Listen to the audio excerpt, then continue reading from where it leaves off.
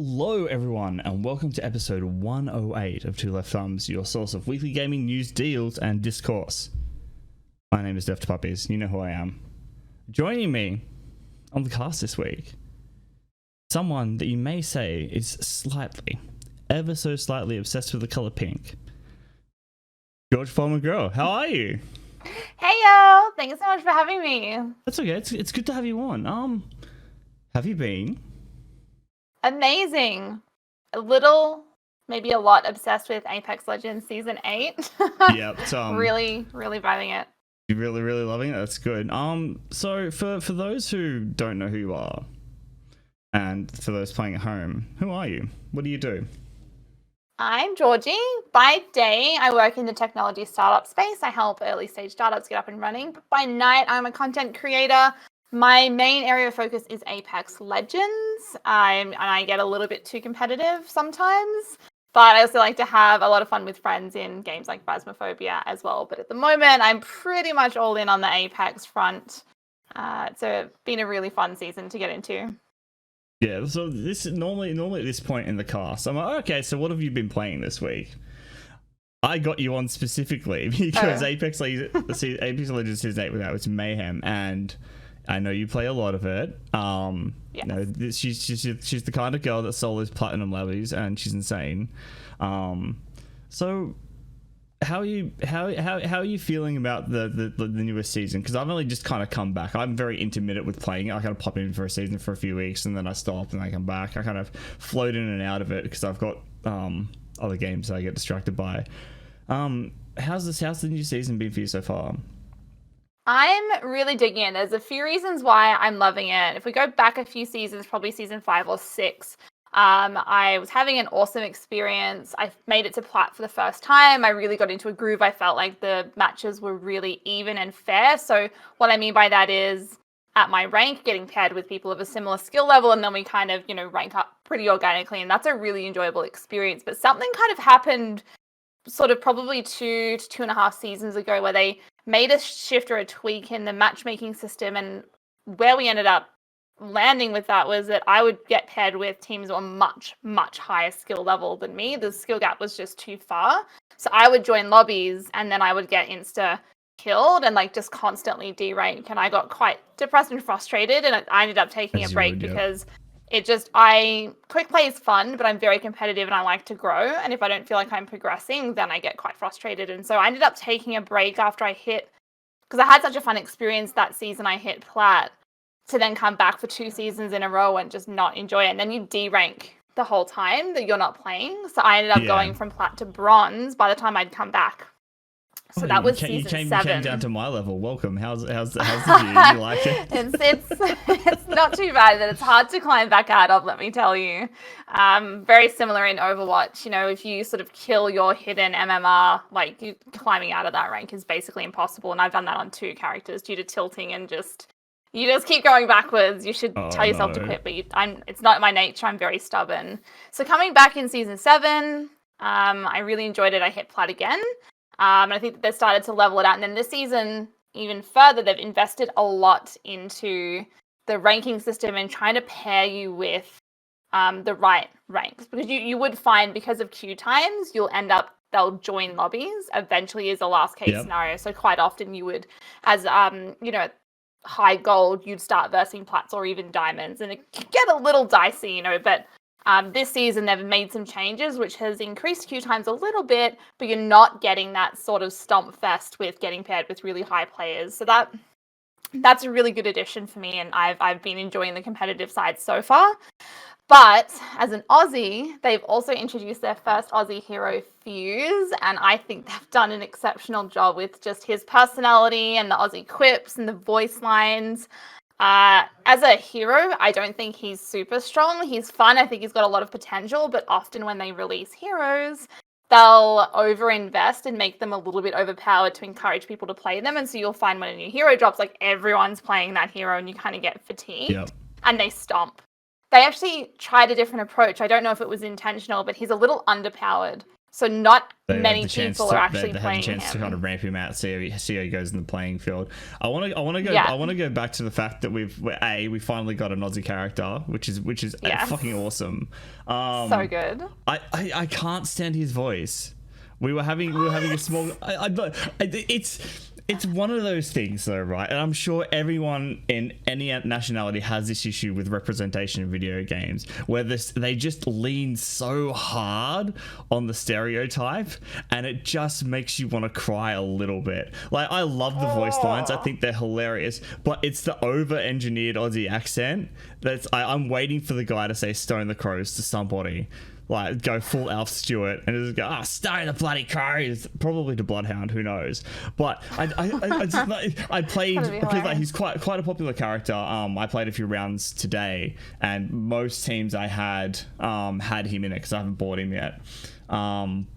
And I'm sitting there, I'm just rolling my eyes. And my wife was sitting next to me. She's like, "What the fuck is this?" It's like, "Oh, they've got a new Aussie character in Apex." She's like, "Oh my god, this is messy." I'm like, "Oh no," but yeah, I'm sure it's something I'll get used to. It's the same with any other like Aussie character. But I do like him kind of as a whole. But the voice, the extra push on the voice just really overdid it for me, I think. That's a shame. I feel the opposite. So I obviously I've played a lot of Overwatch as well, and there's a Junkrat who is, I think, the first Aussie character I'd encountered in a video game in general, and he's fun, but I felt like he was a bit over the top, and he also wasn't an Australian voice actor, as an American voice actor doing an Australian accent, whereas Ben is an Aussie living in the US, and he's voiced Fuse, and I feel like he has contributed a lot to the direction of the voice lines, because although it might be a little bit overdone, I thought a lot of them were brilliant, and some of the things that, like, he says, I say. So the one that I lost my shit over was "hold on to your knickers," because whenever I'm dropping with a team of guys, I'll be like, "hold on to your knickers, boys," and like, it's just something that I would say. So when I heard that for the first time at random, I just lost my shit.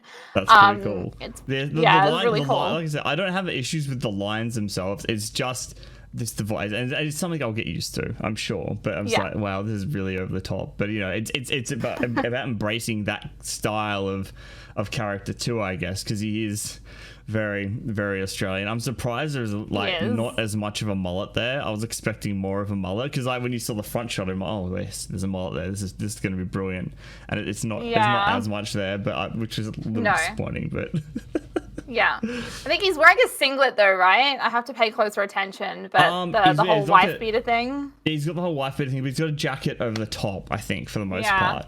I'd love to see like they do with the over. I mean, I know I just said I hate it when they're over Australian things, but I'd love to see them do a very Overwatch-esque summer outfit for him.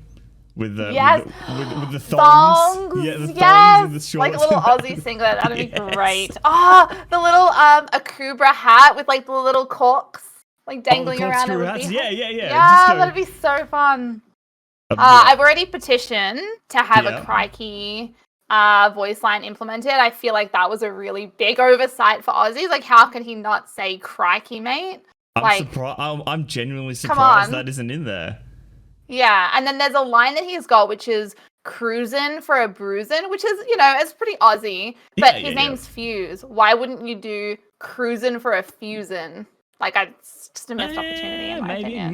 Maybe. I don't know. Maybe it'd be an issue. There's lots of lines you say. Like, there's no shrimp on Barbie lines either, which is true. Which is surprising. Oh, not that I've seen yet. Anyway, I'm sure we have we got a list of like his voice lines. There is a list. There's like 100 collective voice lines. Okay. I haven't quite gone through all of them. Yeah, I'll have to comb through them and have a look and see. Don't quote me on that number. I'm possibly over exaggerating. But there is a lot. I didn't get through them. Yeah, I didn't hear very many lines the same, like during the same day today. So there's probably a big variety there.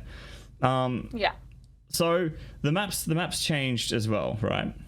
Yes, quite a bit actually. So Kings Canyon's the OG map.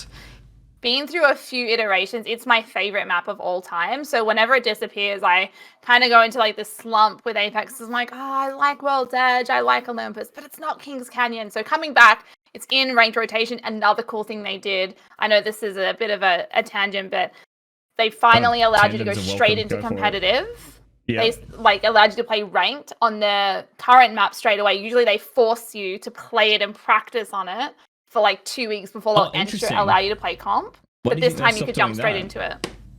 I don't know, but I love it because I'm like, bro, we've been playing on Kings Canyon for like 2 years. We I get it. suppose Let's if just it was play. like the newer ones I haven't actually played yet because I've been out for a couple of seasons. So Olympus is the floaty one, right? That's up in the sky. Yes. Yeah. What's that one like? Really enjoyable, and it's so strange because Horizon, who's the new hero that came out with that map, I really enjoy playing her on that map, but I don't enjoy playing her as much on any of the other maps. It's just like this really weird thing because I can't think of a reason as to why other than just psychology. But I really enjoy the map. It's fun. There's, cool areas that you can get to, different ways that you can hide, different ways that you can fight. It's a lot more spread out. Other people think it's a smaller map. I felt like the map was bigger, and they even have they introduced the first vehicle in the game ever, so you can jump into a vehicle. Yes, so it's only one. It's called a Trident, and all three of you can sit on it. You can shoot from it too. Why have I not seen? Is it just on that map? Yes. Okay, because I haven't played that map yet. Like I've been out for a few seasons, but that sounds fucking amazing. There are really cool things you can do. So one of Horizon's abilities, her Q, is a little beam that shoots you up, and you can go up into the beam and you can float in the air, or you can jump up and shoot yourself forward. So you could actually, at one point, I don't know if it was a bug or if they fixed it, but you could go into this Trident, which is a big truck, and go up in the air and be in a vehicle and doing like 360s and like shooting people from the air from like a car. That was really fun. Cool. Yeah, and then there's like really cool ramps. Though, given that how big an advantage height gives you in that game, that sounds like it could be a little unbalanced, a little bit. It's tricky. Like, it's not a perfect world for Horizon. It's not super overpowered because you're kind of, if you're trying to shoot, unless you're really good at moving and shooting, which you can only do a very little bit when you're in the air, you die because people can aim at you up in the air, and you're kind of stationary. So you're like a stationary target. So you got to play her cards right. You can also, my teammates didn't like playing with me when I was on her because I'm so used to playing Revenant, and I would muscle memory my Q, which is to silence, but with her Q, it's to throw the beam out. And often I'd run in and enter a fight, and I'd aim my Q at the door thinking I was going to silence the enemy, and I'd end up blocking the door, and my teammates would go flying as we're entering into a fight. And so they basically stopped playing with me while I was playing her. Doing that with Octane. The jump pad. Also, for those who are hearing Georgie say Q, she's talking about a secondary ability. That's just to clarify there, it's a button on a keyboard that makes things do the things. So, but yeah, Octane, I just like you put it in a door. And then, like, you'd have your teammate crawl towards you, and usually watch, like, especially if they're down, because they can't do anything about it. They just sit there and you're just like rubber banding. It's hilarious. It's doing that with Horizon in close quarters can also be really fun for the enemy because they kind of get stuck and they can't move. And she is a really fun hero, but not great for someone who has mained a hero for 3, 4, 5 seasons straight. So that muscle memory becomes quite an issue when you want to learn new heroes. But Fuse has been fun. I've been playing him quite a bit. What drew you into Revenant? Because like, you've been playing him solidly for. I mean, you try new heroes, obviously, but he's been your go-to for seasons now since he really came out. Yeah. Yes, it's a great question because I do tend to hone in on things so I can master them. I don't take to gaming or like a lot of things in life very quickly. But when I do, I become a master at them, and I get a lot of joy out of that component. So that's just, it's kind of my nature with video games, but also with heroes. So I look for in heroes one that just clicks to my play style and very aggressive. I like to get into the action. I refer to it as going ovaries deep all the time. That's just, it's my play style. So initially when I started Apex, it was my first battle royale. I was the entry-level heroes like Lifeline and Bloodhound. They're pretty easy to pick up. You'd learn the foundations of the game. And then I started to graduate to like Watson and be quite defensive, like ones where I just didn't have the confidence to start initiating and I was finding my feet. But once I started to get confident with the game and I got a taste for mobility heroes, that was all it for me because I could get in and get out. and just be in get the action do all the damage time. and Yeah. get away as fast as you can. Yeah, and I went through phases, Pathfinder, Octane, but as soon as Revenant came out, there was something about his playstyle, the Q that does damage. I love being able to position and like strategically hit my Q to do damage. Like sometimes I can get knocks with it, placing my ultimate, so knowing where to put that for team fights so you can take it, rush in and be overease deep and get in the action and know that it's like you can get out and survive, and then being able to like alternate with your teammates so you can go and do the damage, come back, they go in a little bit later so they can finish off before the enemy has a chance to heal. Those things I just really I love about his playstyle. His voice lines are so dark, which is a great juxtaposition against my personality. So yeah, there's a collection of things. Also pink. Yeah, exactly. It's amazing. And he's so dark. And then Loba came out, who I don't know if you watched. Fun. Did you watch the trailer? Did you watch the Revenant trailer? Yeah, I did. Yeah, that storyline was dark. fucking awesome. It was dark. So good. It's so good to see stuff like that, especially in again with most of these characters, their backstories are quite they're not as light-hearted as they are. Like they've got some really dark history there. What's brought them to the games so far? They've seen some shit. Exactly. There's a reason they're constantly fighting to their death. But the Revenant Loba one was pretty messed up, and I loved it. It was great. Yeah.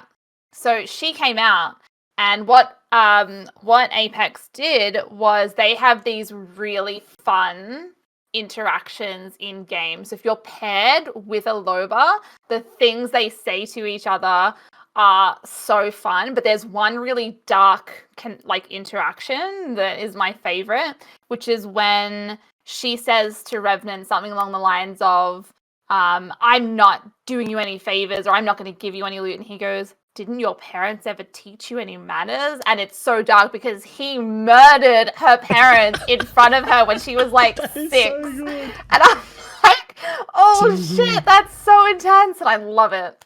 Yeah, I think that's probably one of the more unique things about Apex and the way they tell their story. Because you look at something similar like Overwatch, where it's told in shorts, and the characters kind of interact in their backstories a little bit. Like there's a lot of ties in there, but you don't see that a lot in game. So with Apex, where you see a lot of those interactions, and there's that world building element, which is something Respawn have always done quite well. And it's just bringing everything together, and especially I think is it Fuse has a beef with one of them. I think it was Lifeline. They have some issues. I remember I was playing Lifeline today, and I remember them having a bit of a tiff about some. Or she put off some sarcastic line because the reason that Kings Canyon's map has changed is because Fuse rolled up and someone attacked him, and he blew half of it up and nearly killed a bunch of people. So Lifeline's kind of pissed at him. Interesting to see where that goes. That storyline's interesting too. Yeah, I need to look into it more. All I've seen so far of Fuse is what I've seen in gameplay and the trailer so far. I haven't looked into the deeper lore of it yet, which is a weird thing to say about a BR. I'm still I know, right? It is weird. One of the cool things I used to like about the story is when they did that single player stuff. Was it season? God, it must have been season 5 or 6. A few seasons ago. It was the Loba season. And when they had the text, they had the weekly thing you unlock, and then you go and do a very dull kind of go here, do this, do thing mission. But the voice lines in that and everything that was going on within that, and they're figuring out who the fuck Revenant was and what was going on and what he was about, was really cool. And I'm kind of bummed that's gone, but I understand why it hasn't, because Apex has always been very multiplayer focused, and it didn't really fit in. But for someone who likes the story and the single player stuff, I kind of enjoyed it. I was hoping they would have built on that and made the missions maybe a little bit better. Did you ever play Titanfall? Story mode. I did. I fucking love Titanfall. So the first one didn't have any story. It was multiplayer only. The second one had a story campaign, which I know you've played. And you have rage feelings quit it. about I it. have to be honest with you. I rage quit that when I got stuck on a boss fight. I was like, I'm out, uninstall. I'm not playing it anymore. I got really tilted. Oh no, which boss fight was it? Viper? Is that the female, or was Viper the dude on the ship? And then there was one after that where she's like almost kind of looked like a spider, or she was in like a big ball. I don't know. She's the female one. Right, no, I think I know the one you're talking about. It's like it's inside it's inside like a cave looking kind of thing with a few buildings around it. Yeah, I think so. Yeah, it was just really challenging, and I was like, I'm like, because I decided to play it, I think, on hard. Didn't want to go the easy mode, so I started in hard mode, and I'm like, nah, I don't want to work this hard in a non-battle royale. Like, the hard mode take me back to Apex is brutal. I know. As Static, who's a frequent and ex host on here, he just got the platinum trophy for Titanfall 2 like that's cool weeks ago, and he's been working at it for ages. And the hard mode nearly undid him because it was just certain things he had to do in there, and he was having a hard time getting through those last few bits. It's a shame that you rage quit it because it's such a great little story that they did. I just don't have the patience, you know.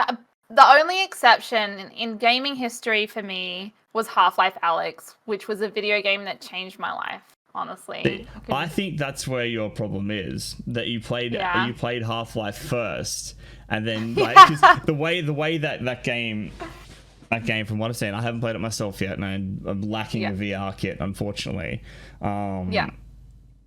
It tells the story, and the gameplay mechanics are really interesting, and it's a very I'm genuinely surprised it wasn't any kind of nomination for Game of the Year just because of how innovative it was. Was it? Like it got VR game, which was great, you know, but there's no other VR. I mean, how many other VR games are there really that are dedicated VR games that were done well?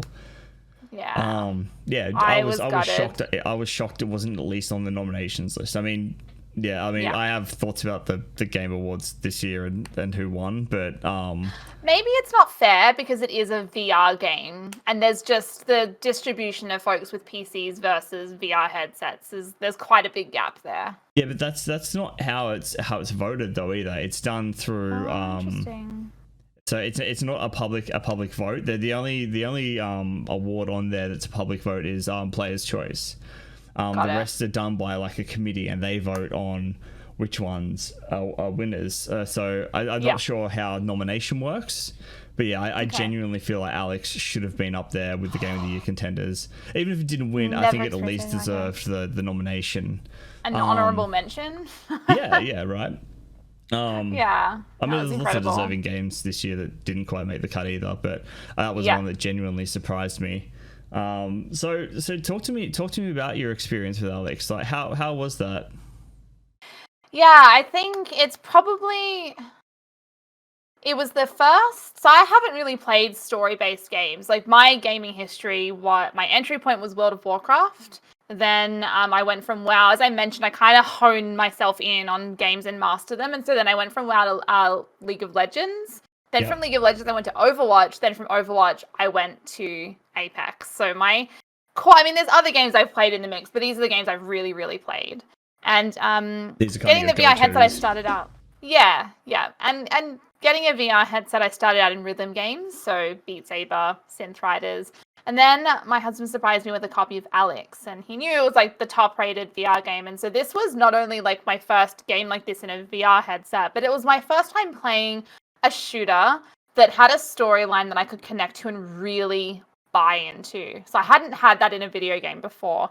But then there are the traits of the actual interactivity, the haptic feedback, the intuitiveness of the game, just how it just felt like second skin to me to play it. That's how much they've invested in everything. And I think I spent maybe 30 minutes in the lobby. You could pick up like a texter and write on the whiteboard, and you could feel the movements as you're writing the letters on the whiteboard. And that was cool.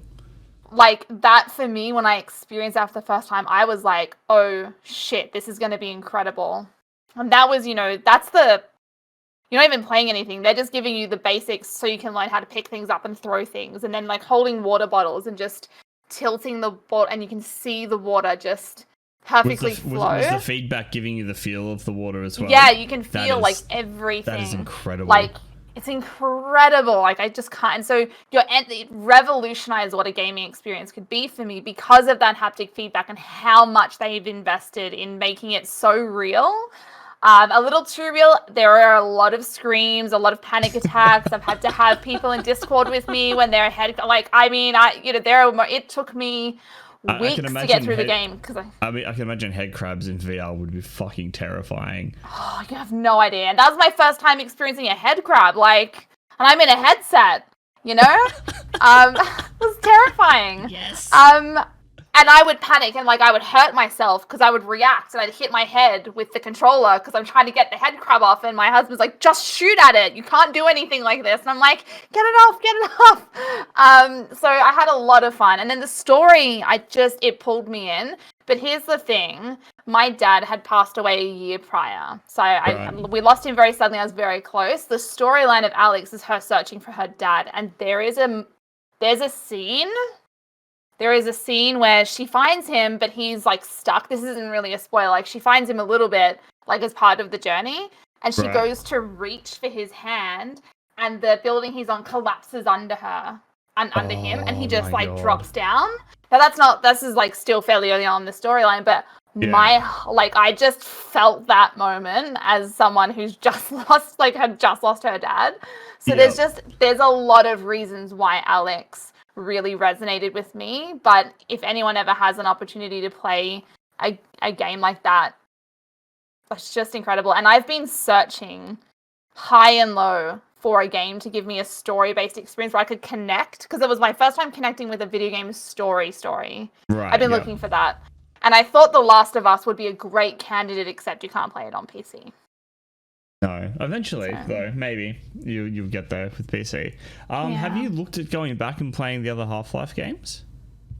I did actually, but because of the visuals and it hasn't really been remastered, someone did create a new version of Alyx, of Half-Life, where they've redone, I think, the first two storylines. It's called Black Mesa. It's a fan-based one. It's a fan-based one, right? Yeah, because I think the last one that I heard of was the Orange Box Collection. That was not long after it came out. It had the two Half-Lives and got it. In Fortress 2, which is when I played it. But yeah, I'd really like to see a remaster of that. Actually, that'd be really cool, especially with Alyx going down so well and Valve not giving us a proper Half-Life 3. They gave us like Alyx, which is great, but it's still not Half-Life 3 yet. But it's only allowing a certain percentage of the population to play it, right? Yeah, exactly. So, I mean, there's been mods for Alyx too, though, where you can play it on PC, right? Oh, that's interesting. I think so. I remember there was people, I don't know if it's fully polished or anything, but I know there was people working on getting Alyx working on a standard PC input so people could experience at least the story. I mean, it's not, I think a big part about that game is the fact that it's VR.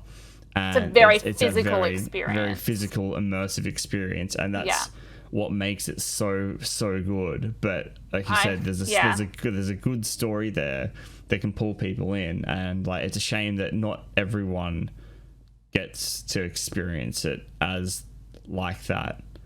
Exactly. I agree. Like, I wish I could give people that experience. Like, I can't tell you how badass I felt, because you can peer around corners. So if you peer like this in real life, you're actually peering around corners. So you could aim and shoot at enemies and then come back, and they can't hit you because you're blocking yourself, right? And so I was there, and I embodied this experience. I'm just like this. I'm so badass, and I'm like, pew, and I'm like crouch shooting, and I'm like rolling around on the ground, and like, honestly, I got so into it, and I felt epic. Like, there just was nothing. And I actually would love to experience it again with a haptic suit, because you can get the haptic suits now that where if you get shot, you feel it. It pings you on like the bodysuits. And so Alyx do you get these from? That. B Haptics, the letter B Haptic. Nazy, who is an awesome Aussie VR creator, She recently played some Population 1, I think it's called, which is like a shooter. And she was getting people to like shoot at her and throw nades at her and stuff to see like how much you can feel.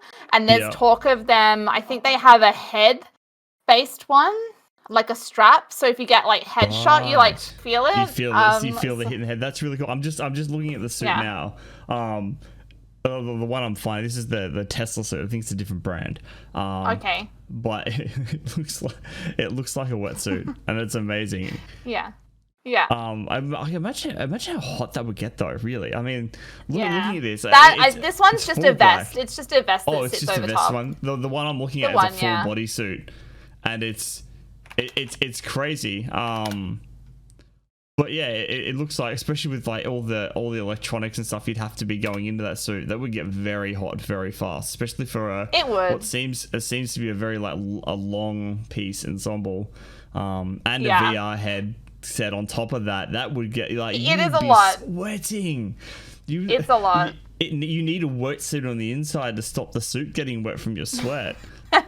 I'm sure it's been waterproof for that reason, but yeah, I'm thinking like luckily I'm like a cold body, so I don't get too hot unless I'm playing like VR rhythm games, and then different story. I'm really nervous about moving to Brisbane because of that. It's terrible. As someone that runs normal, like my internals run about a degree or two higher than average.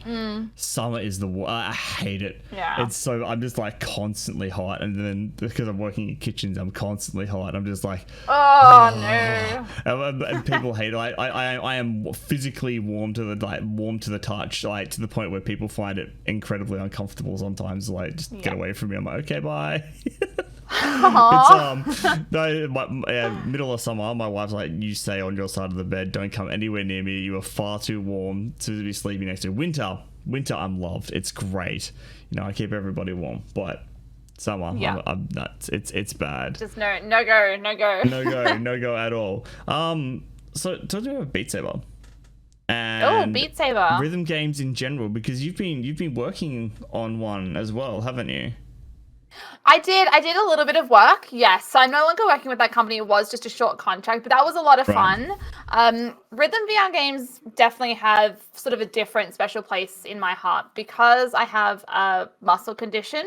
So basically my muscles are weaker than most, and I, suffer a lot of pain and things like that. And so you get stuck in a bit of a loop where you don't do physical activity because it hurts and it's tiring. And so you get kind of stuck just like me playing video games because that's where I am at my most comfortable.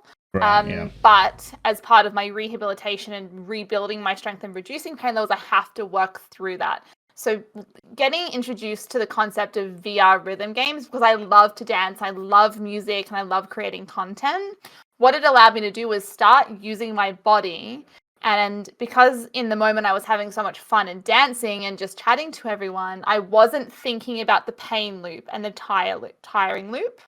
Right. Yeah. So there was enough distraction there to kind of give your body the time to adjust to the physical movement, and then slowly build from there. That's awesome. That's really, really cool. Exactly. And a lot of people are using it as fitness goals and fitness journeys. Is also like even going beyond the rhythm side of things. There are a lot of VR games now that are very heavily fitness based. So boxing and like cardio and like aerobics, and it's just a whole new world out there. And I think what's so exciting about that is it's tapping into a market where folks, we want to play video games. We love video games. So how can we incorporate video games and, ensure that we are moving our bodies as much as we realistically can? It's a really cool entry point into that. And for me, that was game changing, pun intended. Like, it's been very valuable and helpful for me to be able to do that. Do you ever play any of the Wii games? Because that's where this really started. Yes. Because it really did. The Wii Sports games were phenomenal. I remember. So good. I remember one night, a mate of mine and myself, we were a bit younger. We got ourselves a bottle of Jägermeister and a case of Red Bull, and we did Jaeger bombs all night, and we played Wii tennis for 6 hours straight.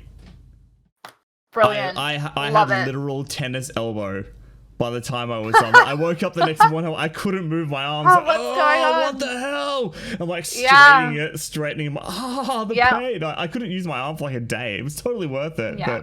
But I get that from Beat Saber. It's the same, literally the same concept, right? Yeah, Beat Saber is one of I think Beat Saber is one of what's really drawing me to do VR because it just looks like a lot of fun. I used to love so fun. I love rhythm games like Guitar Hero, and DJ Hero was a fun one as well. Not as physically demanding, but it was still really, really cool. But yeah, no, Just Dance is another one. Have you done much Just Dance, or is that something that's kind of been a bit of a struggle for you physically? Not so much. I just am not a console gamer, so yeah. They don't have it for PC yet? I don't know. Maybe let's have a look. Hang on. We're doing this live. We'll defer to the audience. Exactly. Audience, if you could just pitch in, reach out to us on Twitter at leftpod, and let us know if there's a Just Dance PC. Apparently there is. Okay. All right. You play via an emulator, so it's not an official source. Not but native. It's there. Okay. Yeah, it's not native, but it's doable. Because it needs so the thing with Just Dance, I watch it and I have a hard time. Even with Beat Saber, it took me a little bit to get used to because it's tricky to coordinate. And with the Just Dance one, it's the opposite. So I'd want to copy it, but you have to reverse it. Right. So it's you do the opposite this general movement. Yeah, it's so if they're doing like their right hand, you actually have to do your left or something. At least that's what I've seen, where it's like, and you've got to do that in your mind, unless it's just the videos I've been watching, because like I've been watching like Nazy and stuff play, and it looks like it's mirrored. But yeah, maybe it's rather than looking at it from behind. The camera set up, because if they're facing the camera and then the game's that way, it probably looks reversed, maybe, because I feel like that would be a weird thing to have in a game. Again, Ubisoft, you're right. Who knows what the hell they're up to these days, but they're doing some weird shit, but yeah, I could see that there's something being that counterintuitive, being picked up and going, no, wait, that's not right. So I have I have a feeling it would be. Maybe it is that. It's a visual thing. Definitely a visual thing, I think. So yeah, back to WoW. I want to, because you said that was how you started, right? This is how your gaming experience kind of kicked off. It did. What? So every time I talk to people on this cast and we kind of get to know them through the scope of video games, there's always a story about how they got started, whether it be through a family member or circumstance or something. So how the fuck did you get into WoW? How did that start? How old were you? Like, give me the juice. Let's go deep here. This is such a fun story. I really do. I wanted to write a book about this, actually. Oh, really? Well, we've got plenty of time. You can give us a preview here. I'll give you the preview. So, once upon a time, there was a teenage girl and her boyfriend who was super addicted to World of Warcraft. He was a big gamer. I think I was about 16 at the time, and he would have been about 20. Right. Maybe a bit. He was definitely over 18, and so. It's not a landscape I understood. I'd played like web-based games like Habbo Hotel and stuff, live chatting in IRC, but I'd never played like a real video game on the computer. And so I just didn't get it. And I was like, it's a cliche story. I was very young and immature. First real relationship. And I'm like, how could you choose to spend all of your time in this game? I'm right here, spend time with me. And I was really competing for his attention. It was challenging. I didn't understand it. And then like over time, he said, look, I would really like to show you and I'd like you to try it because I'd like you to understand where I'm coming from. It's not just a game. It means a lot more to me than that. And I sort of reluctantly gave in. Now, back then, I had what I call a fixed mindset. I really wasn't open to anything. And so I'd decided already, I'm going to hate this. This is stupid. You're going in very, very negative, yeah. Very negative. And he, bless him, tried so hard. And I was just not having a bar of it. It was horrible. I look back on it and I'm like, oh my God, you were such a horrible person. But I didn't mean it, but like it is what it is. And so I did it and I was like, whatever, blah, I didn't like it. One night though, he had left his game client open. I don't know how, but I remembered his username and password. Out of spite, he left me because I couldn't go out drinking. Because what we would often do is we'd throw parties, but then him and his friends would always ditch me because I couldn't go out. I was underage, and they would always just leave me alone. The classic left at home. That's terrible. Yeah, I understand the anger there, definitely. Yeah. So I'm watching Disney Channel. I'm pretty pissed off. Like, I'm like, God damn it. He said he wouldn't do it this time. And then I saw WoW open on his screen, and I was like, fine, I'm going to play. I'm going to show him. That was like my attitude. So I remembered his login details. I honestly don't know how. I have a terrible memory, but I did. I logged in and I created my first character and I started playing just on my own. I had no idea what I was doing. And then someone like chatted to me like in open world chat and like, hey, and I like introduced myself and they're like, wait, you're like a girl? And like, this is my whole entry point into, oh my God, like a girl's playing. And I'm like, yeah, I'm just, trying to figure it out. They were really nice actually. And they said, it's really cool of you to give this a shot for your boyfriend. So they started teaching me the basics and I'm not even exaggerating. I started playing at like probably 9 or 10 o'clock at night. Everyone came home at sundown, like sun up. It was probably 6 or 7 o'clock in the morning and I was still awake playing. And I had no idea that it had been that long. And so from that moment, I'm not even kidding, I was hooked on this concept of playing video games, meeting people from all over the world. That was really exciting. If we flash forward a few years, I ended up getting really seriously into gaming. Alongside my boyfriend for a while, we eventually separated. But for me, my life genuinely changed when I entered the gaming space because I'd suffered really severe bullying. That's a whole different story. I was very depressed, very lonely. I didn't have any friends beyond like this little inner circle that were quite toxic, my ex included. And what gaming gave me was a canvas. And I sort of decided, you know what? No one knows me here. I'm not that scared, afraid, lacking, like low self-esteem person that I am in the real world. I'm going to be someone new here, someone that no one knows, the person that I wanted to be. Yeah, so I almost created a persona. Yourself. Yeah. Exactly. And for a really long time, like I thought it was just a persona. This confident person, starting to make friends. People wanted to talk to me, I guess because I was a female gamer and that was quite rare. I didn't experience toxic behavior. Everyone mostly was really nice and welcoming, and that started to allow me to bring down my walls and open myself up to friendships and meet people from all over the world. And that was quite an addictive experience, the social aspects and figuring it out. And over time, it was many years later, I realized that what I hadn't done is create a persona for myself. I'd created the space I needed to find myself and figure out who the heck am I? What do I love? What are my values? What do I want to achieve? Who do I want to be? World of Warcraft gave me that. It's really something that's a special place in my heart. It's why I want to write a book. And it's also how I met my husband. We've been together 12 years. You guys met through WoW, did you? Oh, I need to hear this story. I haven't heard it, so I need you need to tell laugh. Me. Come on, let's go. You're going to laugh so hard. So my husband was the guild leader for one of the top rating guilds in the world. So everyone wanted to know Casual flex, we got it. That's cool. He was. Yeah. Yes. And I met him through a hunter. So my class was a hunter. And so I looked up to the world's top hunter, who happened to be an Aussie. And they were in the guild with Q, my husband, and they raided together. And long story short, like I was a fangirl. I'm just gonna straight up own it. I was a fangirl of Q. I was a fangirl of the hunter, and I befriended the hunter. And that's that story. And we can get into it, but it's a little dark and a little sad if you want to. But okay, we're here for it.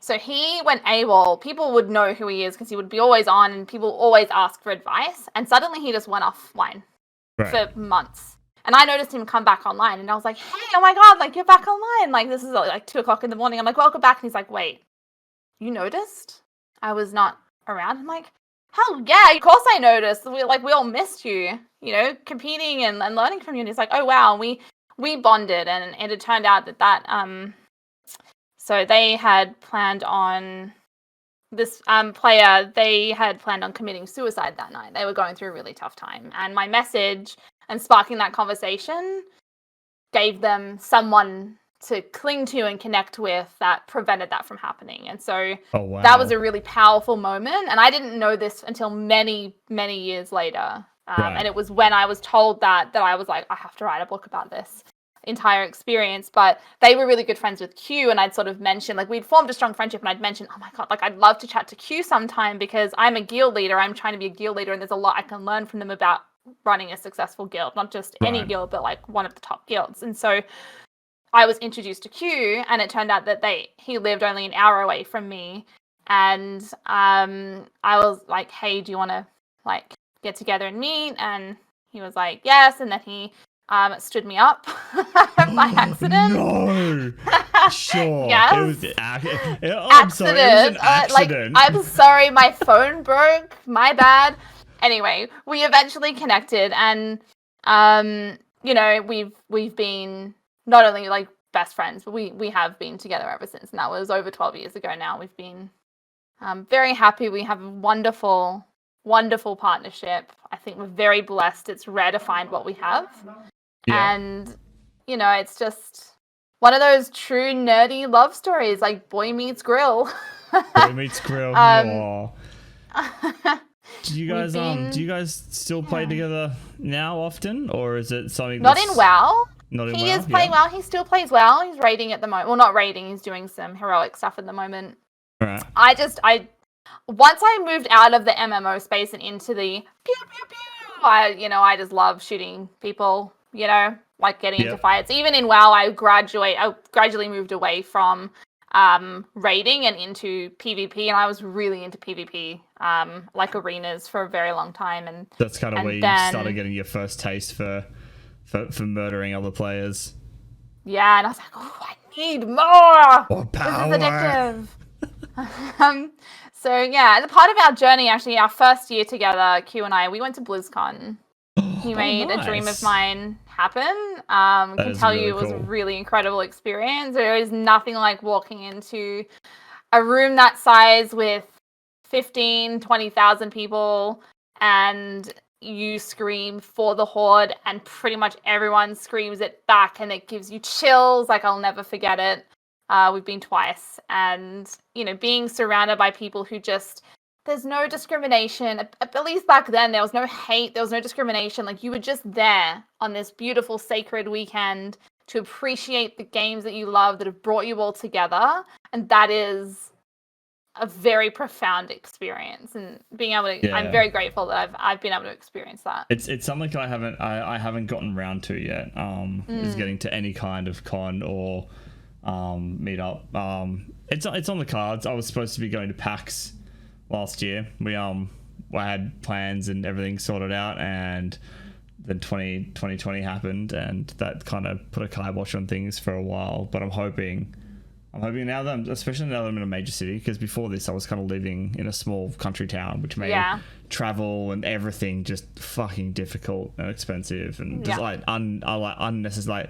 Like a flight from my hometown to Sydney was more than a flight from Sydney to Melbourne.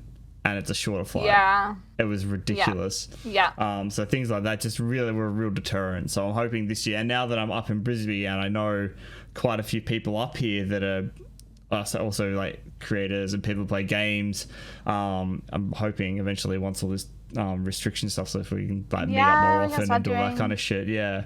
That'll be fun. It's been really good. Like I think I've run into you so far when you came up for a little bit. And then Kit was in for a work party at my work, and just like I would have loved to have been there for that night. She was by the time I found her, she was well sloshed. It was pretty funny. Work for paying for drinks, and she was taking full advantage of it. It was brilliant. Remember, I was like, we were supposed to get together for lunch the next day, and then I'm just like, I just have a feeling. I'm like, I have a feeling based on what you're saying, we're probably not going to be having lunch tomorrow. Yeah. She's she had a good time. Which is what you want to do, right? It was very cute. It was very cute. We love them. So let's talk about some deals and freebies this week, shall we? Ooh, but you like deals and freebies? All right. Woo, you get a deal. You get a deal. Let's start, as we always do, over on PlayStation. This month, your PlayStation Plus games are... So these are your freebies. I don't know why I keep saying that. You should know by now if you listen to the cast long enough. We have Control, which is with the free PS5 update. So if you're planning on getting... Even if you're not planning on playing PS4 and you heard on PS5, go get that now, because otherwise they're making you pay for it, which is... shitty. It's like the worst fucking thing, and I'm probably gonna rant about this every time that this comes up as a freebie. I'm just like, oh my god, just fucking no, why did you do this? Every other game's like, oh, here's a freebie. No, we need to make you pay for it because we need to do so much to the game. But then they accidentally released it for everybody and then took it away. Classic. 505, what the fuck are you doing? So, I mean, Control, what a cracking game though. I haven't played it yet, but funnily enough, those were saying, if you're looking for a game like Alyx on PC, try Control. So really? I was like, okay, you know what? I'll give it a try. So it is absolutely at the very tip top of my list of the next variety game I play. Like once a month, I try to play a variety game. Right. Control. Yeah. So yeah, good stuff. Get on it, viewers. I'm trying to I'm gonna finish the medium, which is I'm struggling with because horror games are dull for me. Right. I love it and the world's creepy and weird, but it's like I'm just like, oh, jump scare, oh no. It looks beautiful. Yeah, so I've got to finish that, Doom Eternal, Cyberpunk, and Valhalla. Yeah, I'm running 4 games at once. I don't know what I'm doing to myself. It's the worst. That's a lot of games. It is a lot of games. Right, back to a lot of games. Our other freebies this month on PlayStation, we have Concrete Genie, which is one I intend on downloading and playing very shortly. I'll give you guys some impressions on that, but from what I've heard, it looks like a lot of fun. And over for your PlayStation 5 freebie, which you can download on the PlayStation website if you don't have a PS5 yet. If you're planning on getting one, they're having their monthly freebies there, is Destruction All Stars, which is a Rocket League Demolition Derby-esque crossover. Haven't heard many amazing things about it, but it looks like a lot of fun. Deals on PlayStation this week. We have Doom Eternal for $33, the deluxe edition for $48. The deluxe edition is down from $48 from $114. So that if you're looking at spending the extra $10 to get DLC, that is the way to go this week. Because I mean, for an extra $10 you get all the DLC as opposed to an extra $50. So stonks 4 days. Over on Xbox this week, our Game Pass pick of the week is the Falconeer. Interesting little flight bird combat game. It looks like a lot of fun. Developed by one guy too, which is really, really cool. Oh, that's cool. Yeah. Phasmo style. Yeah, very much Phasmo style. I mean, it's not a horror game, but you know, same kind of deal with the developer. Yeah. Looks like a lot of fun. Gorgeous art style as well. I'm definitely looking at trying to get that one as well into my playtime sometime. I don't know. Games with gold this week. We have our freebies, which are Resident Evil. So, should be interesting. Dead Rising.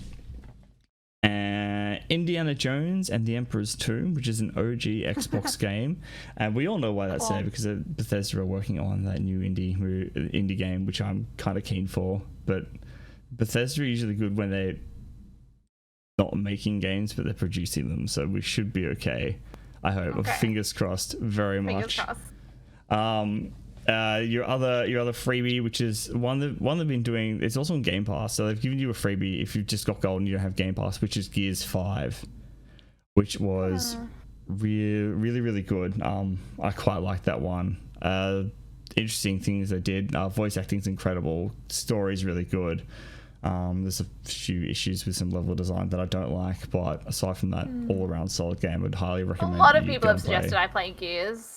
Yeah. Gears is a good one. I don't know how you. I honestly don't know how you jive with it. To be honest, it's very. I mean, so fussy. If you took like maybe it's the satirical line with it, because I mean that's what I love about it as well. It's just like big bulky meathead dudes shooting stuff and chainsawing things. It's like it's kind of like Doom in third person, but not. Like it's that kind of like. Guy kills dudes with lots of guns and explosions. It's probably why it was suggested for me, because I really just like to blow shit up, like, you know. Maybe, yeah, you might. It's a great series. It's one of the very few that I don't generally replay games, but Gears is a series I've replayed a couple of times over the years because I've quite enjoyed it. It's good. Deals with gold this week. Titanfall 2 for $6. Definitely worth getting. Georgie has some mixed feelings on this one. I do, which is rare, and I mean, like, it's why we kind of brought it up before. But it's one we've always recommended on the cast. It's one like we have a few games that we recommend wholeheartedly. Titanfall 2, Edith Finch, and there's a couple of others that we have. We have like when they come, it's like, go and play this game. It's a must play. Some people may find it frustrating.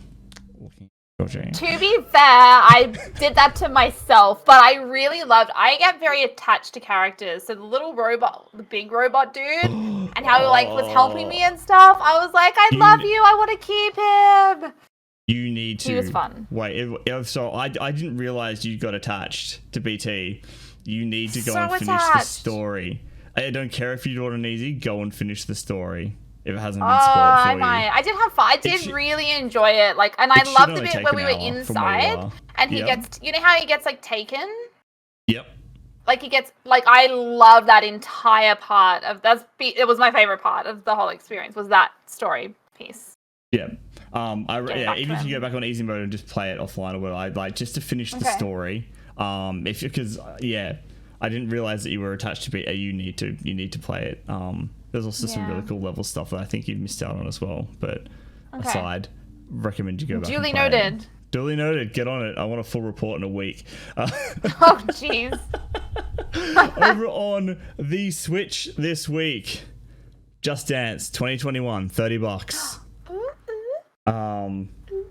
I don't know how Just Dance games work on the Switch. I'm assuming it's very much hold the controller and dance with the controller thing.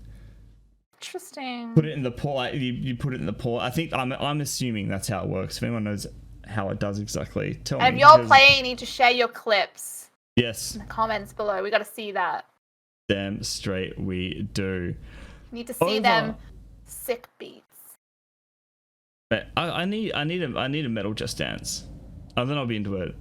We get some Stone Sour and Stone Sour's not really metal, but you know. Some Slipknot and stuff. It'd be Yeah. Oh my god. But have a mosh like instead of a freelance section, you just have a circle, like a mosh pit section, and you just have to violently shake your head as much as possible to get extra points. Swing your head around. Yep, fucking love it. Over on the Epic Store this week, these are our final freebies for the week. We have For the King, which is a turn-based strategy RPG. I've played this one. Fantastic little game. I loved it. And the final one is Metro Last Light Redux. Have you played any of the Metro games, Georgie? No. Oh, I love the Metro games. They're so good. They're creepy and terrifying. You probably hate them. They're creepy and terrifying, and they involve just like creeping down dark corridors in radioactive sewers. That's interesting. I might be okay like on PC. My very first non-dance experience in VR, like pre-Alyx, was Paranormal Activity. Right. It resulted, and there is a clip of this. I end up having a panic attack on the floor, and I'm like, am I laughing or crying? I can't tell. And I literally had to nope out. I think I lasted maybe 20 minutes. It's the only time a video game has ever had that level of impact on me. And I was like, freaking, like, there is a scene where I just like the scariest jump scare ever. The Paranormal Activity guys loved it. They commented on my video. Like, it was traumatizing. Alyx was bad enough, like with the head crabs. This is full simulated Phasmophobia in VR. Piece of cake. This thing was intense. So anything that's like dark corridors that are kind of like realistic, like if you imagine you're going through a haunted house and like bookshelves fall or plates drop or they fling all the cupboard doors, like that just gets to me. Paranormal Activity original is one of the scariest movies I've watched to me. So, like... That movie was a blast. I had to giggle that one. I couldn't take it seriously. So good. I don't know why. I couldn't... I think the only movie that has terrified me was when I was 9, and that was The Leprechaun. Aww.